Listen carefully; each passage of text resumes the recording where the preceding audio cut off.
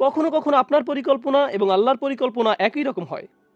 মাঝে মাঝে, যেমন কখনো আপনি ইচ্ছা করলেন কোথাও যাওয়ার, আর আল্লাহ আপনাকে সেখানে যাওয়ার সুযোগ করে দিলেন। কোন একটি কলেজে ভর্তি হওয়ার ইচ্ছা করলেন, আর আল্লাহ আপনাকে সুযোগ প্রদান করলেন। সিদ্ধান্ত নিলেন দ্রুত গ্র্যাজুয়েট হওয়ার, আর আল্লাহ আপনাকে সুযোগ প্রদান করলেন। এর অর্থ হলো আপনার প্ল্যান এবং আল্লাহর প্ল্যান একই ছিল সেই একটি বিষয়ের জন্য। কিন্তু মাঝে মাঝে আপনার এবং আল্লাহর পরিকল্পনা একই রকম থাকে না। অনেক সময় ভাবছিলেন 10 বছর ধরে চাকরিটা করবেন, 6 মাস পরে আপনাকে ছাঁটাই করে দেওয়া হলো। কোন একটা ভার্সিটিতে ভর্তি হওয়ার আবেদন করলেন, আপনার সবকিছুই ছিল সেরা, কিন্তু তবুও চান্স পেলেন না। অন্যদিকে আপনার চেয়ে অনেক কম যোগ্যতা সম্পন্ন বহু ছেলে মেয়ে চান্স পেয়ে গেল। অনেক সময় আপনার এবং আল্লাহর পরিকল্পনা একই রকম থাকে না। এই আয়াতগুলো শিক্ষা দিচ্ছে সব সময় সবকিছু আমার পরিকল্পনা অনুযায়ী কাজ করবে না। তবুও আমাকে পরিকল্পনা করে যেতে হবে, তবুও আমাকে চেষ্টা করে যেতে হবে। কিন্তু দিন শেষে আল্লাহ সিদ্ধান্ত নেবেন পরিকল্পনাটি বাস্তবায়িত হবে কি হবে না। আযকুর রব্বাকা ইযা নাসিত। এরপর আসছে এই আয়াতের সবচেয়ে শক্তিশালী অংশ। আমি এর উপর অতিরিক্ত কিছু সময় ব্যয় করতে চাই। এটা আসলেই সমগ্র কোরআনের অন্যতম সুন্দর একটি শিক্ষা। যদি একজন মুসলিম এটা বুঝতে পারে, তার জীবনটা সহজ হয়ে যাবে।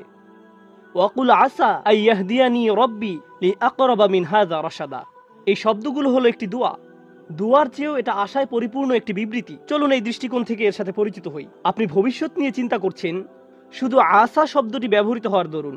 তারাজ্জি, আরবিতে যাকে বলা হয় হরফুত তারাজ্জি বা ফিআলুত তারাজ্জি, এমন ক্রিয়াপদ যা আশা প্রকাশে ব্যবহার করা হয়। আল্লাহ আমাদের এই আয়াতে শেখাচ্ছেন মুসলিমকে অবশ্যই ভবিষ্যতের ব্যাপারে আশাবাদী হতে হবে।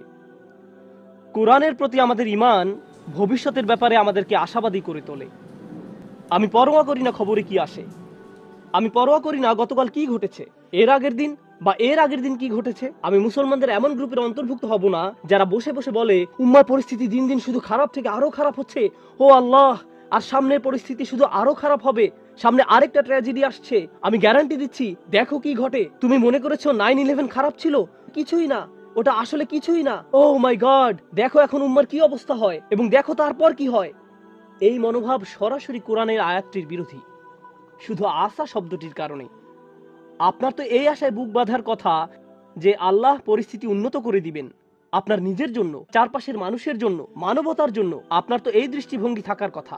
তারপর তিনি বলেন, আর নিজের ভবিষ্যতের ব্যাপারে কি বলবেন?